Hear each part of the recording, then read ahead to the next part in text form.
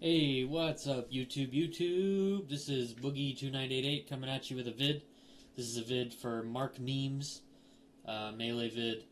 Maybe this might be a little bit of a long one, so try to bear with me a little bit. I'll try to keep it as short as I can, but I'm kind of going to go through a lot of the mechanics that traditional fighting game players will be unfamiliar with when they come to Melee. I'm not going to be going into like every little stupid mechanic. I'm not going to teach you how to play the game like you've never seen Melee before. I'm just going to kind of give you a way to think about it as a traditional fighting game player.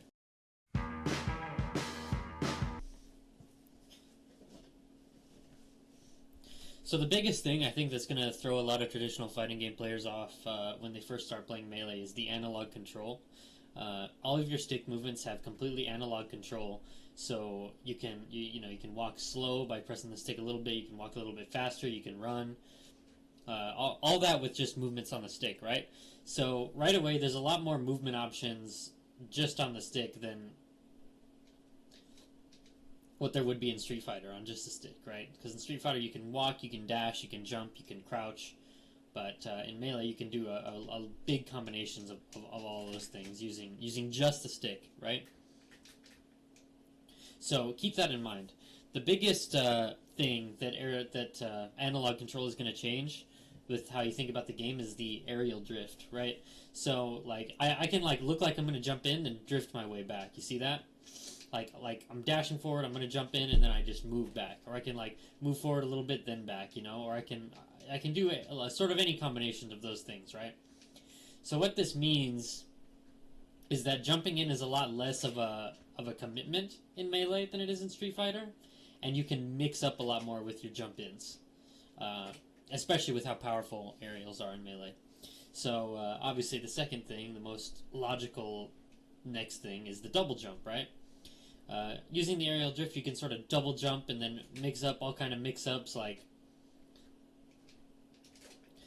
you can jump away, then double jump in and get them, or you can double jump away and get them, or you can like jump in and then slow it down and get them. All different types of stuff. So really get sort of acquainted with how the jumping works in this game, because you're going to be jumping around a lot in Melee, a lot more than you're probably comfortable with.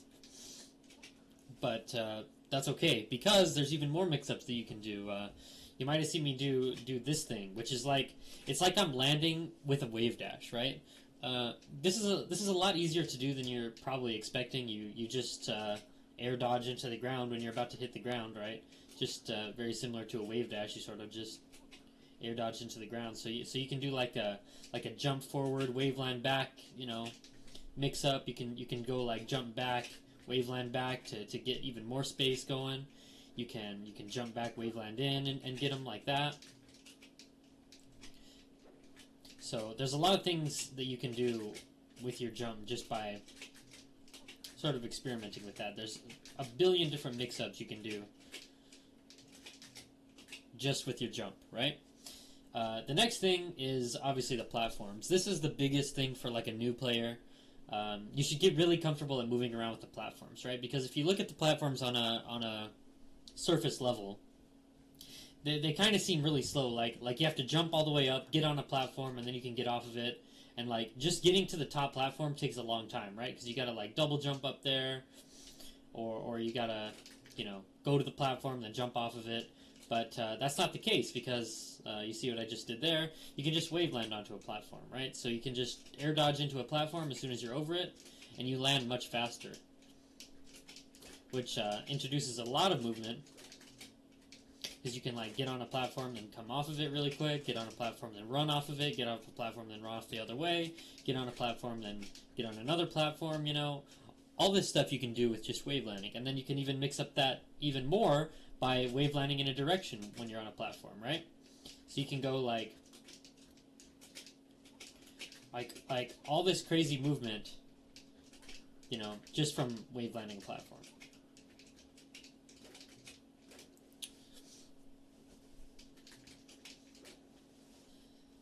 Just want to add on to that a little bit.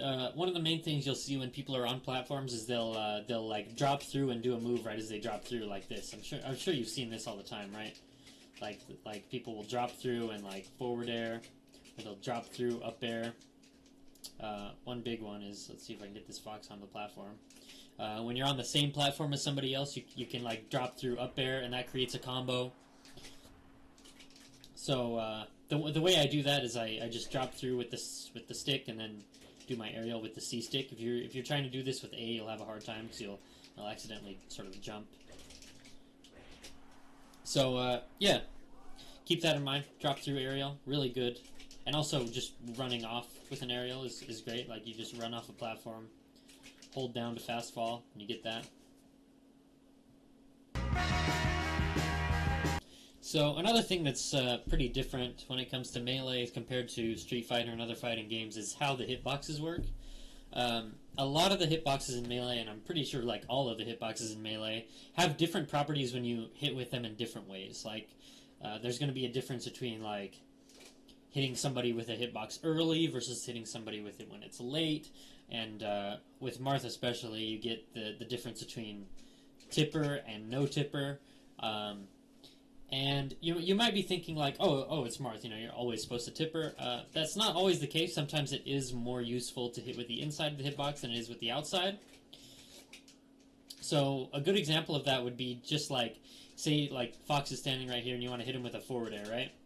Well, if you hit him with forward air tipper, it's kind of a combo starter, right? Like hit him with forward air tipper, he goes kind of up.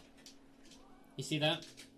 Whereas if I'm gonna hit Fox with a non-tipper, he kind of goes too far away for me to follow it up, right? So at this type of percent, you want to hit Fox with the tipper forward air, so that you can follow it up with other stuff.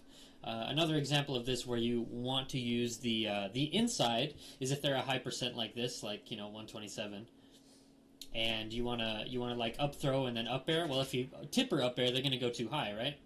And you're not gonna be able to follow it up. But if you specifically hit them with the inside of your up air, it kind of creates a combo like that. So just keep in mind what your hitboxes can do. All of your moves have different properties depending on which side of the move you hit them with. One example, excuse me, is the guillotine where you hit them with the back side of forward air like that. So they go that way. Or like the back side of back air like that. Just all to create sort of different setups that you can do with your moves, with your aerials specifically.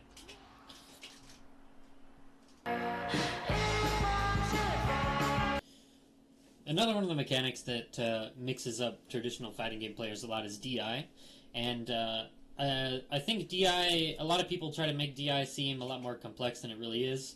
All it really is if you hold a direction perpendicular to the trajectory of the move that hits you, you can sort of affect the trajectory of that move to sort of go more towards that you were holding. So for example, if I have a move that hits me straight up, I can hold left or right, and it'll sort of throw me a little more to the right or a little more to the left, depending what I hold.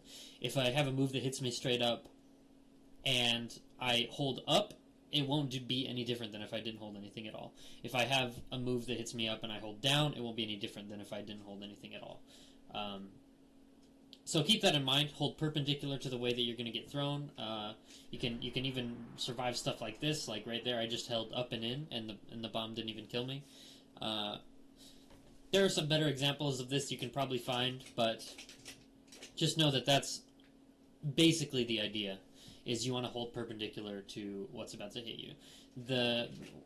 Where this gets mixed up a little bit, though, is when you're trying to use survival DI when you're getting comboed, right? And what I mean by survival DI is holding up so that you don't die to a big move. Whereas when you're getting hit by a lot of little light moves that lead into each other, you want to hold away or down and away, or just down, so that those light moves hit you further away, so that your opponent can't follow up on those as easily. So that's that. Just keep DI in mind. It's not something you can really practice. Just kind of keep it in mind as you're playing, and then you'll sort of notice if you had bad DI or good DI.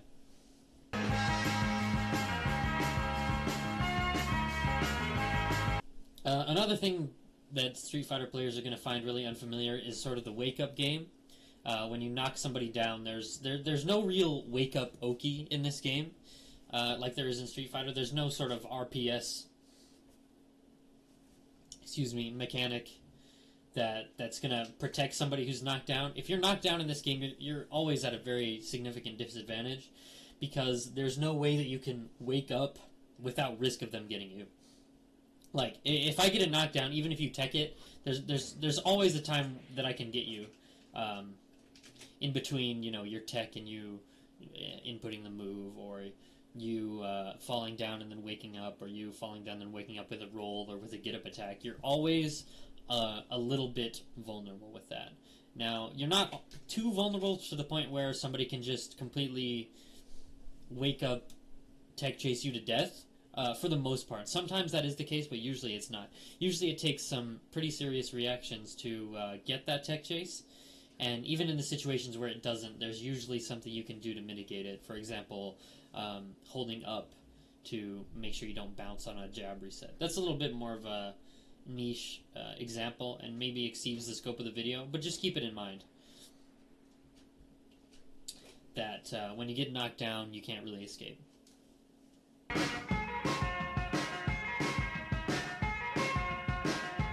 Alright, the last thing that I wanted to touch on is the shield. A lot of people who play Street Fighter sort of they get caught in their shield a lot, and they don't know really what to do to get out of that, or how to escape the pressure in this game when someone's hitting their shield, which makes sense. The shield is a much less safe thing in this game than blocking is in Street Fighter. Like, you can't get low checked. Grabbing is really good in Melee, obviously, because it combos into moves, and it's all around just a much scarier position to be in. But there's some ways that you can mitigate that danger. The first way is to buffer moves out of shield, which is done with the C-stick. So if you're holding shield and you press C-stick in a direction, you'll roll or you'll spot dodge as soon as you're actionable out of shield stun. So you can easily get that roll away to safety, or that jump away to safety, whatever you want to do. The second way to mitigate shield pressure is to light shield. Light shielding makes you take more shield damage and have more shield stun, but you get pushed further away by attacks that hit your shield, which is really good against like Falco and Fox pressure. They can just kind of keep hitting your shield and you can't get away. But if you light shield, you can sort of float away just enough to where you can escape. And also just keeping in mind the things you can do out of shield, like for example, Mars up B out of shield is the fastest thing you can do out of shield. So if somebody hits you, you can up B to escape that pressure if they hit you in the wrong way. And obviously you can shield grab as well. That's a big one.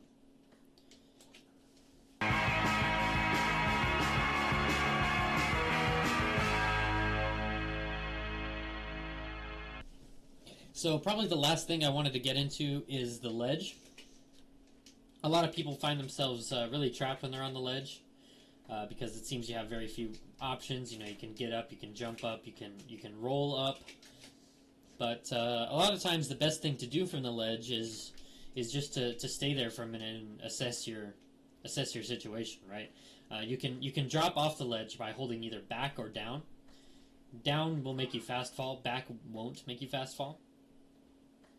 So you can kind of sit here and keep re-grabbing the ledge all day and keep your invincibility. And then when you're ready to come up, you can do sort of a drop off, then jump up, move. You can do a drop off, then jump up. Any of your aerials, that'll take just a little bit of practice, but it's not too hard to get used to. Or you can ledge dash like that, which is again a little bit harder. It's kind of you jump up toward the ledge and then air dodge into it like that to get a big sort of burst of movement up to the stage from the ledge that you can act out of. Kind of like that. And another thing is, a lot of people I see like to, when their opponent is on the ledge, they like to really pressure them when they're on the ledge, and sometimes you're not favored by doing that. So sometimes when your opponent gets the ledge, you just kind of got to give it to them and get back to the middle of the stage and assert yourself that way. Of course, for edge guarding, you can go out and get them, or you can stay on the ledge and get them. There's a lot of different ways you can do that down to the most common one. But other than that, I think that's a lot of the main mechanics that are different between Melee and traditional fighting games. If you have any questions, just ask them to me, and I'll tell you. If you need some other certain mechanic explained to you, I'll be happy to explain that in another vid if I need to, or just through text. And with that, I think I'm out.